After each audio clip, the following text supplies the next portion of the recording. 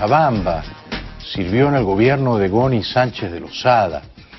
Luego tuvo que exiliarse, es un perseguido político del dictador Evo Morales, y es un muy fino, muy lúcido analista político, escribe y da conferencias, es miembro del Instituto Interamericano para la Democracia. Querido Carlos, bienvenido. Buenas noches. Jaime, gracias, muy generosa tu presentación. Gracias. Te voy a hacer algunas preguntas difíciles. ¿Quién es el mejor presidente de América Latina en funciones para ti, ahora mismo? Yo te adelanto mi respuesta, para mí, Macri. Bueno, a ver, para mí hay dos Américas, una América democrática y una América no democrática. Sí. La América democrática es la mayoría, la no democrática, liderada por la Cuba castrista, abarca hoy día a Venezuela, Bolivia, Nicaragua y Ecuador en situación de salida con el nuevo presidente Lenín Moreno. Pero digamos, de la buena, de la democrática, ¿quién es el que más te gusta? Yo creo que el más exitoso en este momento es Macri, porque Macri tiene tres cosas extraordinarias. Primero, le gana una elección al oficialismo castrochavista y corrupto de los Kirchner, cosa que era muy difícil. Heroica, heroica. Después instala un gobierno de minoría, y con ese gobierno de minoría estabiliza la economía argentina y la relanza, y le devuelve a la sociedad argentina, que es la sociedad de clase media más importante de América Latina y que por eso resiste, le devuelve la confianza. Y va a las elecciones de este año y hace un triunfo que le permite ya proyectar seriamente un plan de gobierno. Sí, absolutamente. Razón. Ha sacado el doble de votos nacionalmente que el partido de la señora Cristina, ¿no? Sí. ¿Crees que va a ganar la reelección, Macri? Es posible que sí. ¿Sería deseable? Sí. ¿Sería conveniente? Para la Argentina sí, porque en nuestros países con sistema presidencialista, para un buen presidente 4 o 5 años es poco tiempo, y es mucho tiempo para un mal presidente.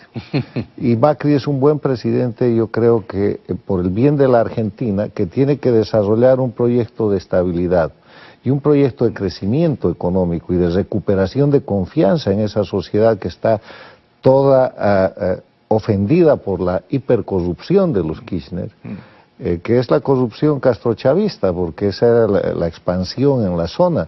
No te olvides nunca del maletín de un vecino de Key Biscayne. ¿Cómo podría olvidarlo? Claro.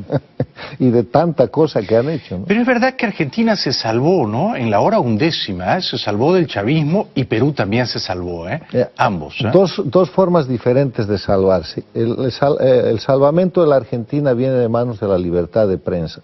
Sí. Y hay un héroe que yo siempre reconozco y es Jorge Lanata. Muy bien dicho. Jorge Lanata es el hombre que, defendiendo al Clarín con su periodismo de investigación, separa a lo que ya era la dictadura kirchnerista, 10 años de gobierno, y fuerza vía opinión pública a que un tribunal federal sea independiente y no intervenga y no termine con el Clarín. Sí, sí. Porque el ataque a la prensa libre en este sistema ideado por Castro y Chávez no es una medida preliminar, es el ataque final. Cuando le brincan a la libertad de prensa, quiere decir que todo lo demás ya está controlado, que está controlada la justicia, todo está. Entonces ahí jugó un gran papel la prensa libre. Estoy de acuerdo. Ahora, en el otro bloque, o sea, los países controlados por el populismo autoritario de izquierda, lo que tú llamas bien el castrochavismo, ¿quién es el peor? ¿Quién es el más incompetente? Es por supuesto una elección difícil, porque están Daniel Ortega y Evo Morales, Raúl Castro y por supuesto el innombrable Maduro, entre otros. Me parece que Lenín Moreno ha ganado algunos puntitos últimamente, ¿no? Pero ¿quién te parece a ti que es el más incompetente, el más deplorable? Yo diría quién es el más vil. ¿Quién? Porque los Castro, porque son los dueños de la patente. Son los fabricantes de este proyecto de miseria, de violación de derechos humanos y de atentado contra las libertades fundamentales. Siendo eso verdad, que son los más abyectos, también parece cierto que son los que en la transacción costo-beneficio son los únicos que han salido ganando. Claro, porque se han apropiado la región. Ha llegado un momento en que el castrochavismo, los Castro, controlaban prácticamente toda América Latina, incluyendo la OEA, que si no fuera por este otro meritorio latinoamericano, Luis Almagro, nunca se hubiera podido recuperar. La OEA de Insulza fue una vergüenza, porque en vez de cumplir sus principios y la Carta Democrática Interamericana, estaba rendida al proyecto que en ese momento era de populismo autoritario y que no tardó en convertirse en dictadura de este grupo. Déjame hacerte una pregunta difícil, tú seguramente tendrás la respuesta. Yo no entiendo por qué en Nicaragua la burguesía está encantada con los Ortega, ¿no? Casi todos los empresarios nicaragüenses apoyan a los Ortega. Y en Bolivia hay un sector no menor del empresariado que también tiene cierto grado de connivencia con Evo Morales, ¿no? Hacen pactos mercantilistas, lo aplauden cuando conviene, e incluso esparcen la idea de que la economía boliviana, gracias a Morales, está mejor, de que Morales ha traído años de prosperidad. ¿Por qué ocurre eso en Bolivia y en Nicaragua y no en Venezuela? ¿Cuál es tu explicación? Es la índole del empresariado. Bolivia y Nicaragua son países más pequeños y, digamos, la burguesía ha sido siempre más pequeña en función de millones y en función de inversiones. Sí. Y lo que ha pasado con estos gobiernos es que estos gobiernos les han dado, Morales en Bolivia y Ortega en Nicaragua, les han dado oportunidad de crecimiento desmedido, aprovechando el boom de las materias primas de la década pasada y aprovechando algo que es esencial en estos proyectos dictatoriales, la corrupción. Entonces, como son burguesías sin sentido nacional, su ídolo, su fundamento, sus principios y sus valores están marcados por el dinero. Y han son engordado sus oportunistas. bolsillos. Hay muchos ricos. Antes tú podías contar los ricos en Bolivia por decenas de millones de dólares. Hoy día son por centenas y hasta por miles de millones de dólares. Y son grupos determinados, muy bien ubicados, a los que se ha agregado, lo mismo que en Nicaragua, una burguesía nueva que viene del proyecto político. ¿Por qué en Venezuela las cosas han sido distintas? Me da la impresión de que en Venezuela, por supuesto que hay una claque, una camarilla ligada a los negocios de PDVSA, que se ha enriquecido de una manera grosera, obscena, ¿no? Pero tengo la impresión de que la burguesía venezolana no llegó a pactar nunca con Maduro, ¿no? Una gran parte de la burguesía, porque además Chávez, hay que ver a Chávez en ese momento, que llegó con ayuda de mucha de esa burguesía, que creía que era un ave de paso, que se podía controlar. Sí. Chávez tenía muy claro que tenía que destrozar esa burguesía. Y la última en darse cuenta fue la propia burguesía, cuando empezaron a caerle sobre sus empresas, sobre sus bancos, sobre sus inversiones, sobre los medios de comunicación, y tuvieron que salir. Sí. Entonces ahí hay una burguesía forzada a tener un sentido nacional y democrático, cosa que es muy buena. Y quiero hablar del Perú. La razón por la que el Perú se salva del tema del socialismo del siglo XXI y del proyecto castrochavista es porque hay un empresariado, una burguesía con sentido nacional y con grandes compromisos internacionales. Ahí pasan gobiernos, van y vienen, pero a nadie se le ocurre cambiar la Constitución, perpetuarse en el poder o alterar el sistema de garantías a la inversión extranjera y al desarrollo que tiene el Perú. Es muy cierto lo que has dicho, y por eso es que Humala, que llega desde el chavismo, una vez que se instala en el poder, tiene que someterse a esas reglas del juego que tú has descrito. Se llama institucionalidad democrática. Correcto. Ayudó también mucho, nobleza obliga, que los Vargas Llosa lo educaran políticamente y lo corrieran un poquito al centro, ¿no? Que le dijeran, mira, hay una izquierda torpe, autodestructiva, pero hay una izquierda inteligente, la de Felipe González, la de Bachelet, la de Almagro, ¿no? No seas obtuso, puedes elegir el camino de una izquierda que respeta las leyes de la economía, ¿no? Yo no les reconozco tanta inteligencia a Ollanta. Él lo que quería era el poder, el gobierno, y la manera de llegar era haciendo un acuerdo con Vargas Llosa, y lo hizo, y tuvo una gran suerte. Se murió Chávez, porque Chávez lo consideraba un traidor. Si Chávez hubiera quedado vivo, Ollanta hubiera sido derrocado en meses. Tuvo una gran suerte. La gran suerte fue que se le murió el hombre que lo apadrinó en 2 elecciones y al que traicionó. Sí, señor, sí. Porque esa Chávez no se lo hubiera perdonado por cosas menos que esas. Chávez y el castrochavismo se cargaron un gobierno en la Argentina, 2 en el Ecuador, 1 en Bolivia, sí, un secretario general de la OEA, o sea... Y, digamos, en un momentito tenemos que correr a la publicidad, pero te dejo un poco la pregunta en el aire. ¿Por qué hemos fracasado tratando de derrocar a Maduro? Me duele decirlo así, pero hemos fracasado. Yo pensé en abril y mayo que Maduro caía este año, en el momento de la máxima ebullición de las protestas callejeras. Tengo la impresión de que se ha fortalecido, de que nuestra causa ha menguado. ¿Por qué hemos fracasado? Te dejo esto para seguir pensando, porque ha habido un error estratégico en la identificación del adversario.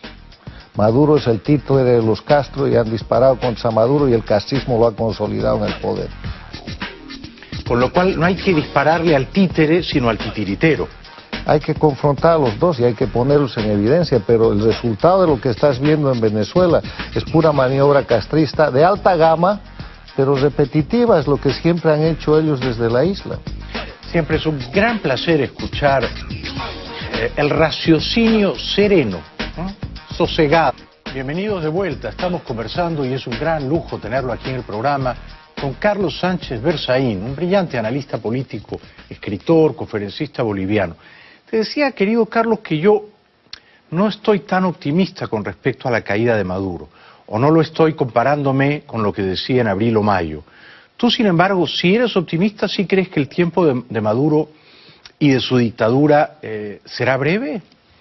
Mira, yo creo que, como tú, el mundo esperaba que Maduro ya hubiera caído, ya hubiera perdido el gobierno, después de esos casi 5 meses de movilización de la juventud y del pueblo venezolano y de persistente violación y crímenes y torturas de parte del gobierno. Yo pensé que los militares lo sacarían, que su propia gente lo sacaría. Era perfectamente posible, pero con esta maniobra de la constituyente y con la participación de algunos sectores de presión interna, él ha logrado normalizar y ha tomado un botellón de oxígeno. Pero Maduro, si hacemos el inventario general de lo que va del año 2017, en el mundo nadie duda que es un dictador.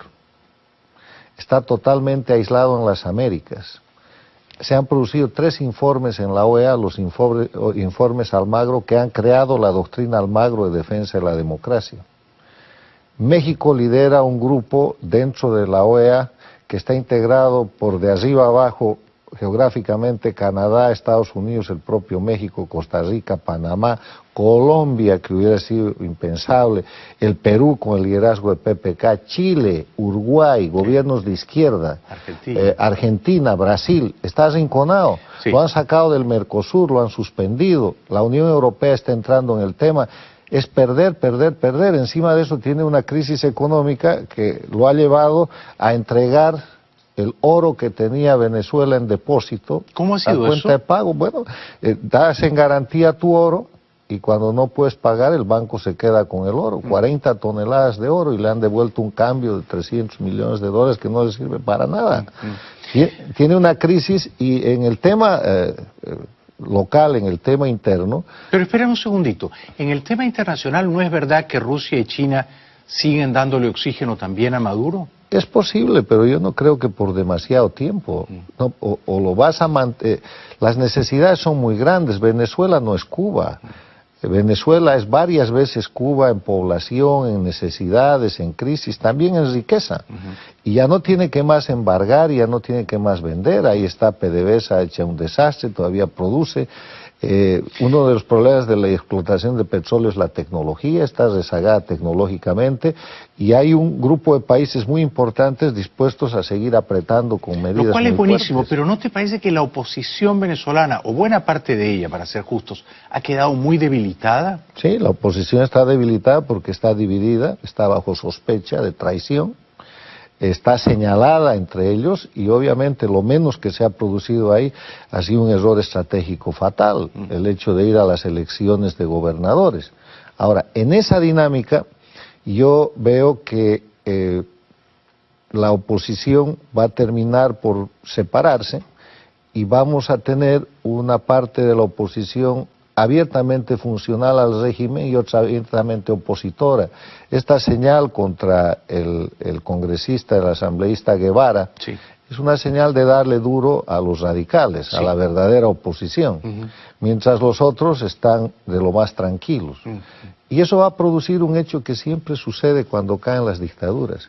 Las dictaduras, cuando caen, se llevan consigo, caen junto con las dictaduras las oposiciones funcionales. Y eso le va a dar a Venezuela un gran momento de reconstrucción política, de restauración democrática. Y yo creo que la caída de Maduro está más cerca de lo que creemos, por dos cosas. Un concepto filosófico y natural que enseña que el momento más oscuro de la noche es el que precede al amanecer. Parece que ahora todo está perdido, que el dictador se asentó, que está listo para avanzar, y no es así. Tiene pies de barro que están remojados. Y la segunda razón es porque en cualquier momento, sobre toda la presión internacional que hay, el pueblo venezolano y lo que tú has dicho, los militares venezolanos, porque son venezolanos, sí, finalmente, están intervenidos por los cubanos, están humillados y también tienen hambre. Van a tener que darle un día de gloria a la nación restaurando la democracia, no va a tardar. ¿Qué puede hacer Trump para ayudar a la causa de la libertad en Cuba y en Venezuela, en tu opinión? ¿Qué consejos le darías tú? Yo creo que lo está haciendo bien. Primero, no está actuando directamente. El liderazgo latinoamericano en el tema de Venezuela está manejado por Perú y manejado por México, y Estados Unidos corre a la saga. Eso es algo muy interesante, porque permite a Latinoamérica actuar con el apoyo de los dos países anglosajones, que son Canadá y Estados Unidos. El otro tema es que ha fijado una política muy clara con Cuba y ha dicho: ustedes no son nuestros amigos, son una dictadura, violan los derechos humanos. Y dejan sordos a nuestros diplomáticos. Además de eso, cometen crímenes. Sí. A Venezuela la han señalado como una dictadura, y la declaración del gobierno americano oficial es que esa dictadura tiene que cesar, que se vaya. Y está empleando todos los mecanismos, y creo que tiene muchos mecanismos más para presionar económicamente. Yo, si algo tendría que sugerir, es que aceleren un poquito la marcha, porque el pueblo venezolano está angustiado, pero yo creo que no se ha visto en lo que va del siglo una posición política tan clara en materia de política internacional y tan discreta de parte de los Estados Unidos. Tú eres un gran estudioso de todo esto, ¿no? De las democracias, las dictaduras en América Latina, y te lo pregunto con mucho respeto, porque no lo veo claro. ¿Cuál fue la última dictadura de izquierda que cayó en América Latina? Fíjate que Pinochet, Fujimori, año 90, año 2000, no son buenos ejemplos, porque eran dictadores de derecha, porque sus economías prosperaron mientras ellos ejercían el poder de modo inmoderado. Bueno, en el marco de la Guerra Fría hubieron las dictaduras en tu país de Morales Bermúdez, en mi país de el general JJ Torres. Hubo un momento entre los 60 y los 70 donde habían dictaduras militares de izquierda. Quizá la última de izquierda fue la sandinista, ¿no? Cuando pierden la elección contra Violeta Chamorro. Yo creo que esa es la última dictadura de izquierda, sí, que cae. Sí. Ahora, confiada en que iba a ganar. Sí. Yo quisiera hacer, y termina ganando porque entrega el gobierno pero retiene el poder, se queda con las Fuerzas Armadas, se queda con un conjunto de instituciones y atrapa a doña Violeta, que hace una gran presidencia y que lleva adelante un proyecto democrático. ¿Y quién está ahora instalado ahí como dictador? Han vuelto y han hecho una dictadura. Ahora, estas dictaduras tienen una característica especial. Las dictaduras del siglo XXI, y este es un trabajo desarrollado por el expresidente del Ecuador, Osvaldo Hurtado, son dictaduras, ¿por qué? Porque no respetan el Estado de Derecho, violan los derechos humanos, no hay división e independencia de poderes, hacen fraude electoral, pero usan la elección para justificar la careta democrática. Exacto. Esta es la novedad, ¿no? Eso es. Y han llegado al poder en general por elecciones. Y después, a través de una suerte de golpes sucesivos que se llaman golpes blandos, que no son generalmente armados, a veces usan las armas cuando es necesario. Evo Morales ha hecho la masacre del Hotel Las Américas. Sí, acá enumeras, no sé si son 20 masacres. Un poquito más de 20 masacres. Entonces usan la fuerza contenidamente o de manera algo restringida, pero los golpes blandos consisten en cambiar la Constitución, cambiar las leyes, perseguir a los opositores, y la característica definitiva de estas dictaduras es que tienen manejo total del poder judicial como instrumento de persecución política. Por lo tanto, hay presos políticos, hay perseguidos políticos y hay exiliados políticos. Por eso son dictaduras. Y además la libertad de prensa.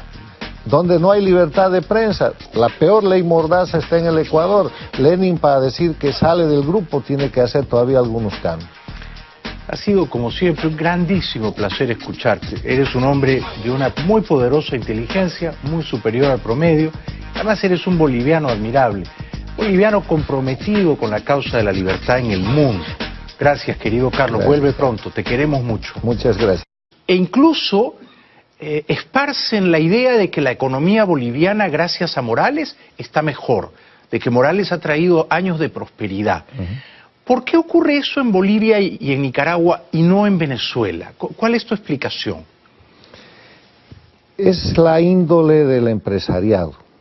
Bolivia y Nicaragua son países más pequeños y, digamos, la burguesía ha sido siempre más pequeña en función de millones y en función de inversiones. Sí. Y lo que ha pasado con estos gobiernos es que estos gobiernos les han dado, Morales en Bolivia y Ortega en Nicaragua, les han dado oportunidad de crecimiento desmedido, aprovechando el boom de las materias primas de la década pasada y aprovechando algo que es esencial en estos proyectos dictatoriales, la corrupción. Entonces, como son burguesías sin sentido nacional, su ídolo, su fundamento, sus principios y sus valores están marcados por el dinero. Y son oportunistas. Sus bolsillos. Hay muchos ricos. Antes tú podías contar los ricos en Bolivia por decenas de millones de dólares. Hoy día son por centenas y hasta por miles de millones de dólares. Y son grupos determinados, muy bien ubicados, a los que se ha agregado, lo mismo que en Nicaragua, una burguesía nueva que viene del proyecto político. ¿Por qué en Venezuela las cosas han sido distintas? Me da la impresión de que en Venezuela, por supuesto que hay una claque, una camarilla ligada a los negocios de PDVSA, que se ha enriquecido de una manera grosera, obscena, ¿no?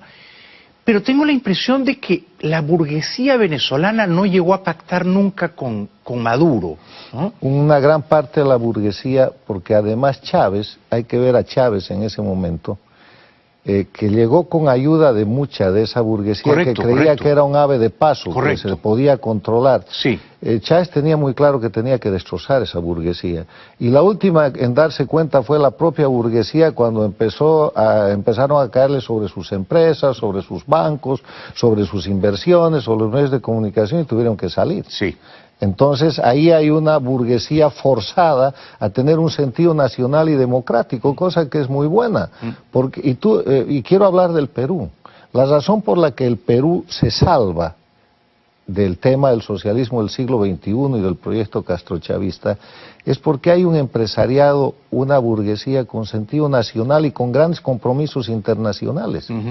Ahí pasan gobiernos, van y vienen, pero a nadie se le ocurre cambiar la Constitución. Bamba sirvió en el gobierno de Goni Sánchez de Lozada. Luego tuvo que exiliarse, es un perseguido político del dictador Evo Morales. Y es un muy fino, muy lúcido analista político, escribe y da conferencias, es miembro del Instituto Interamericano para la Democracia. Querido Carlos, bienvenido. Buenas noches. Jaime, gracias, muy generosa tu presentación. Gracias. Te voy a hacer algunas preguntas difíciles. ¿Quién es el mejor presidente de América Latina en funciones para ti, ahora mismo? Yo te adelanto mi respuesta, para mí, Macri. Bueno, a ver, para mí hay dos Américas, una América democrática y una América no democrática. Sí. La América democrática es la mayoría, la no democrática, liderada por la Cuba castrista, abarca hoy día a Venezuela, Bolivia, Nicaragua y Ecuador en situación de salida con el nuevo presidente Lenín Moreno. Pero digamos, de la buena, de la democrática, ¿quién es el que más te gusta? Yo creo que el más exitoso en este momento es Macri, porque Macri tiene tres cosas extraordinarias. Primero, le gana una elección al oficialismo castrochavista y corrupto de los Kirchner, cosa que era muy difícil. Heroica, heroica. Después instala un gobierno de minoría, y con ese gobierno de minoría estabiliza la economía argentina y la relanza, y le devuelve a la sociedad argentina, que es la sociedad de clase media más importante de América Latina y que por eso resiste, le devuelve la confianza. Y va a las elecciones de este año y hace un triunfo que le permite ya proyectar seriamente un plan de gobierno. Sí, sí, absolutamente. Ha sacado el doble de votos nacionalmente que el partido de la señora Cristina, ¿no? Sí. ¿Crees que va a ganar la reelección Macri? Es posible que sí. ¿Sería deseable? Sí. ¿Sería conveniente? Para la Argentina sí, porque en nuestros países con sistema presidencialista, para un buen presidente 4 o 5 años es poco tiempo, y es mucho tiempo para un mal presidente. Y Macri es un buen presidente, y yo creo que por el bien de la Argentina, que tiene que desarrollar un proyecto de estabilidad y un proyecto de crecimiento económico y de recuperación de confianza en esa sociedad que está toda ofendida por la hipercorrupción de los Kirchner, que es la corrupción castrochavista, porque esa era la expansión en la zona. No te olvides nunca del maletín de un vecino de Key Biscayne. ¿Cómo podría olvidarlo? Claro. Y de tanta cosa que han hecho, ¿no? Pero es verdad que Argentina se salvó, ¿no? En la hora undécima, se salvó del chavismo, y Perú también se salvó, ambos. Dos formas diferentes de salvarse. El salvamento de la Argentina viene de manos de la libertad de prensa.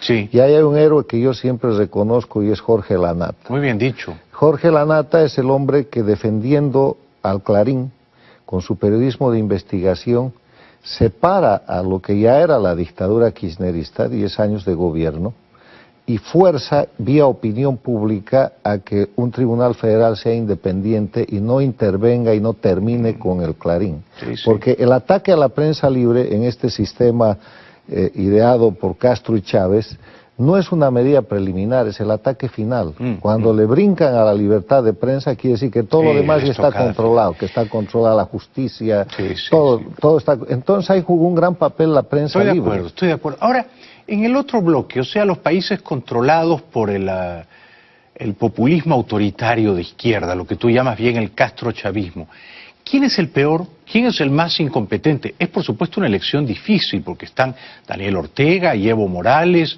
Raúl Castro y por supuesto el innombrable Maduro, entre otros.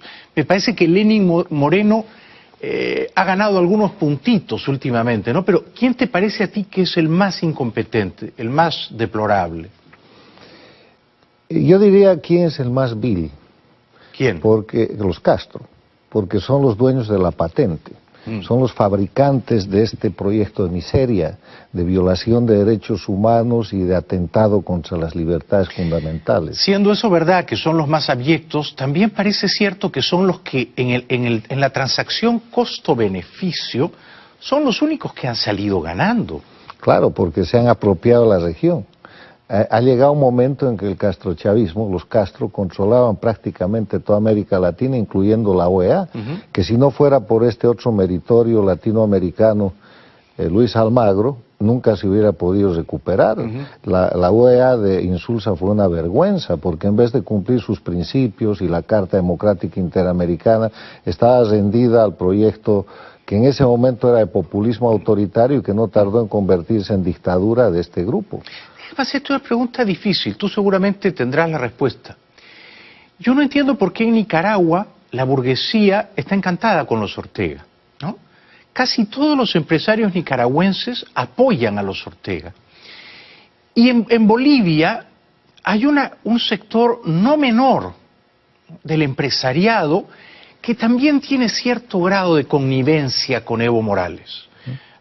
Hacen pactos mercantilistas, lo aplauden cuando conviene, o no lo estoy comparándome con lo que decía en abril o mayo.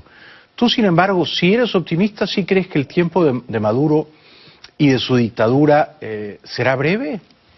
Mira, yo creo que, como tú, el mundo esperaba que Maduro ya hubiera caído, ya hubiera perdido el gobierno, después de esos casi 5 meses de movilización de la juventud y del pueblo venezolano y de persistente violación y crímenes y torturas de parte del gobierno. Yo pensé que los militares lo sacarían, que su propia gente lo sacaría. era perfectamente posible, pero con esta maniobra de la constituyente y con la participación de algunos sectores de presión interna, él ha logrado normalizar y ha tomado un botellón de oxígeno. Pero Maduro, si hacemos el inventario general de lo que va del año 2017, en el mundo nadie duda que es un dictador. Está totalmente aislado en las Américas. Se han producido 3 informes en la OEA, los informes Almagro, que han creado la doctrina Almagro de defensa de la democracia.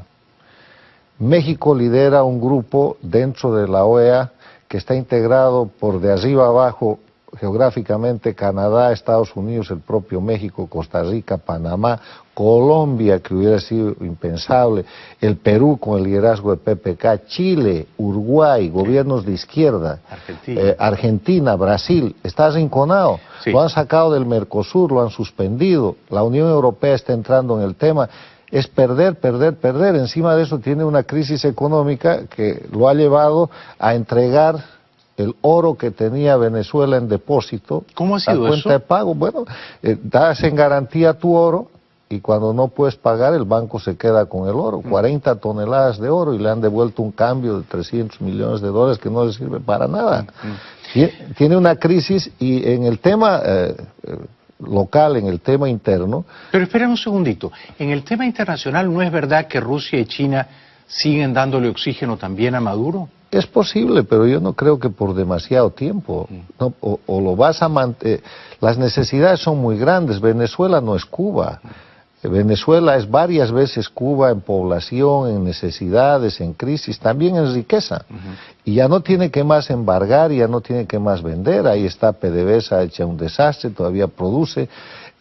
Uno de los problemas de la explotación de petróleo es la tecnología, está rezagada tecnológicamente y hay un grupo de países muy importantes dispuestos a seguir apretando con medión, perpetuarse en el poder o alterar el sistema de garantías a la inversión extranjera y al desarrollo que tiene el Perú. Es muy cierto lo que has dicho y por eso es que Humala, que llega desde el chavismo, una vez que se instala en el poder, tiene que someterse a esas reglas del juego que tú has descrito. Se llama institucionalidad democrática. Correcto. Ayudó también mucho, nobleza obliga, que los Vargas Llosa lo educaran políticamente y lo corrieran un poquito al centro, ¿no? Que le dijeran, mira, hay una izquierda torpe, autodestructiva, pero hay una izquierda inteligente, la de Felipe González, la de Bachelet, la de Almagro, ¿no? Sí. No seas obtuso, puedes elegir el camino de una izquierda que respeta las leyes de la economía, ¿no? Yo no les reconozco tanta inteligencia a Ollanta. Él lo que quería era el poder, el gobierno, y la manera de llegar era haciendo un acuerdo con Vargas Llosa y lo hizo, y tuvo una gran suerte. Se murió Chávez, porque Chávez lo consideraba un traidor. Si Chávez hubiera quedado vivo, Ollanta hubiera sido derrocado en meses. Tuvo una gran suerte. La gran suerte fue que se le murió el hombre que lo apadrinó en 2 elecciones y al que traicionó. Sí, señor, sí. Porque esa Chávez no se lo hubiera perdonado. Por cosas menos que esas, Chávez y el castrochavismo se cargaron un gobierno en la Argentina, 2 en el Ecuador, 1 en Bolivia, un secretario general de la OEA, o sea... Y, digamos, en un momentito tenemos que correr a la publicidad, pero te dejo un poco la pregunta en el aire. ¿Por qué hemos fracasado tratando de derrocar a Maduro? Me duele decirlo así, pero hemos fracasado. Yo pensé en abril y mayo que Maduro caía este año, en el momento de la máxima ebullición de las protestas callejeras. Tengo la impresión de que se ha fortalecido, de que nuestra causa ha menguado. ¿Por qué hemos fracasado? Te dejo esto para seguir pensando, porque ha habido un error estratégico en la identificación del adversario. Maduro es el títere de los Castro y han disparado contra Maduro y el castrismo lo ha consolidado en el poder. Con lo cual no hay que dispararle al títere, sino al titiritero. Hay que confrontar a los dos y hay que ponerlos en evidencia, pero el resultado de lo que estás viendo en Venezuela es pura maniobra castrista de alta gama, pero repetitiva, es lo que siempre han hecho ellos desde la isla.